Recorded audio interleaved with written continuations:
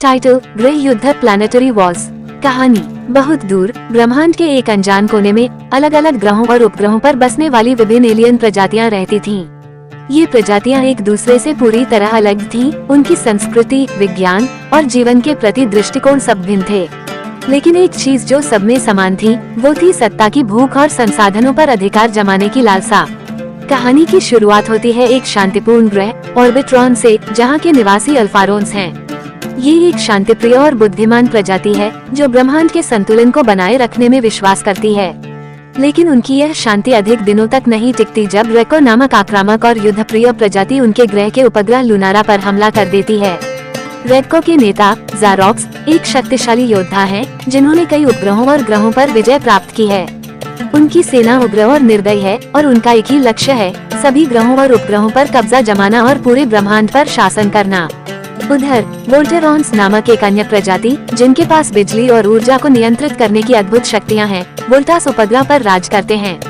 वे तकनीकी रूप से सबसे उन्नत हैं, लेकिन वे केवल अपने प्राचीन भविष्यवाणी के कारण शांत हैं, जो कहती है कि एक दिन एक महान युद्ध होगा जिसमें केवल सबसे चतुर और शक्तिशाली प्रजाति ही बचेगी।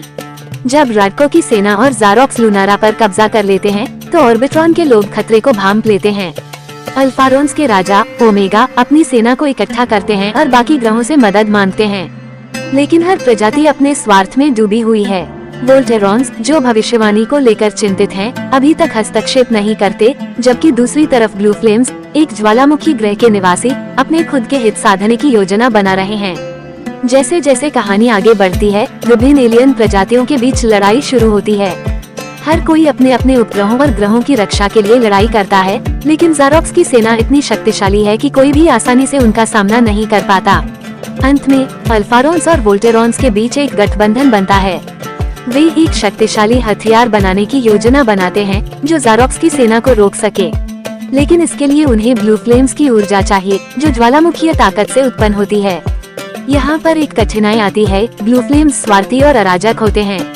उन्हें राजी करने के लिए ओमेगा को अपनी सबसे कीमती चीज, अपने ज्ञान की पुस्तक, त्यागनी पड़ती है। अंततः सभी प्रजातियां एकजुट हो जाती हैं और ज़ारोक्स के खिलाफ अंतिम युद्ध लड़ती हैं। ये युद्ध ब्रह्मांड के सबसे बड़े उपग्रह टाइटेनुरा पर होता है, जहां हर प्रजाति की ताकत, बुद्धि और रणनीति की परीक्षा होती है। अंतिम क्षणों में जब सब कुछ हारता हुआ दिखता है, अल्फारोन्स और वोल्टेरॉन्स का गठबंधन ज़ारोक्स को हरा देता है और उसके बाद सभी उपग्रहों पर शांति वापस लौट आती है। संदेश: ये कहानी हमें ये सिखाती है कि अलग अलग संस्कृति, तकनीक और सोच रखने के बावजूद जब हम एकजुट होते हैं तो किसी भी चुनौती का सामना कर सकते हैं। विस्तार: कहानी के हर अध्याय में अलग अलग ग्रहों और उपग्रहों का विस्तार और उनकी अनूठी प्रजातियों का विवरण होगा। हर प्रजाति का अपना इतिहास, संस्कृति और विशेष शक्तियाँ होंगी जो उन्हें अद्वितीय बनाती हैं। 1. ऑर्बिट्रॉन और अल्फारोन्स, शांति के संरक्षक। ऑर्बिट्रॉन एक हरा भरा और शांतिपूर्ण ग्रह है, जहां विज्ञान और आध्यात्मिकता का संतुलन है। अल्फारोन्स इस ग्रह के निवासी हैं, जो प्रकृति के संतुलन और ब्रह्मांड की शांति के लिए समर्पित हैं। उनकी प्रमुख शक्ति है मेंटल कनेक्शन, जिसके माध्यम से वे ब्रह्मांड की ऊर्जा से जुड़ सकते हैं और भविष्य देख सकते हैं। अल्फारोन्स के पास उन्नत तकनीक नहीं है, लेकिन उनकी मानसिक शक्ति और बुद्धिमत्ता अद्वितीय है। उनका नेता ओमेगा है, जो बुद्धिमान और दयालु है, लेकिन युद्ध से डरता है। 2. रेको और ज़ारोक्स, आक्रामक योद्धा। रेको एक धधकता हुआ ग्रह है, जहां ज्वालामुखी और आक्रामक वातावरण है। यहाँ की प्रजाति रेडकोरियंस शारीरिक रूप से अत्यंत शक्तिशाली होती है। इनका नेता ज़ारोक्स एक भयंकर योद्धा है, जो शक्ति और अधिकार के लिए किसी भी हद तक जा सकता है।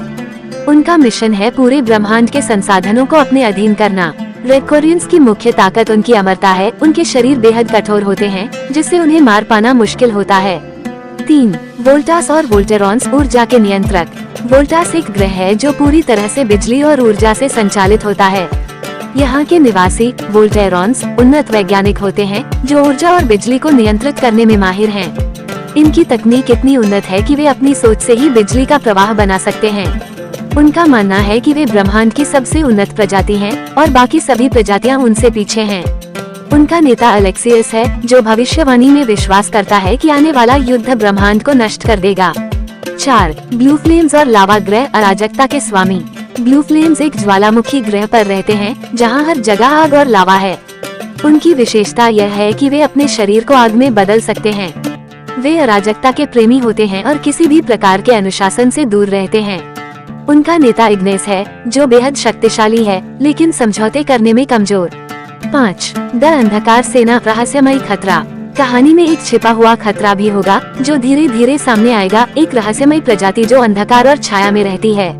ये प्रजाति बहुत कम जानी जाती है, लेकिन ये ब्रह्मांड की अन्य प्रजातियों को धीरे धीरे निगल रही है। इस प्रजाति का कोई चेहरा नहीं है, केवल छायाएं हैं और उनका उद्देश्य है हर ग्रह को अपने अधीन करना। वे खुद को शैडोन्स कहते हैं और उनकी शक्ति इतनी है कि वे प्रकाश को भी निगल सकते हैं। कहानी के मुख्य मोड़। 1. रेडको का हमला। कहानी की शुरुआत में ज़ारोक्स और उसकी रेडको सेना लुनारा पर हमला करती है और यह हमला पूरे ब्रह्मांड में युद्ध की चिंगारी को जन्म देता है। 2. वोल्टेरॉन्स का संघर्ष। वोल्टेरॉन्स पहले युद्ध में शामिल नहीं होना चाहते क्योंकि उनकी भविष्यवाणी कहती है कि ब्रह्मांड का युद्ध उनके विनाश का कारण बनेगा। लेकिन जब रेडको की सेना उनके उपग्रह के करीब आती है तो उन्हें अपनी शांतिपूर्ण नीतियों का त्याग करना पड़ता है। 3.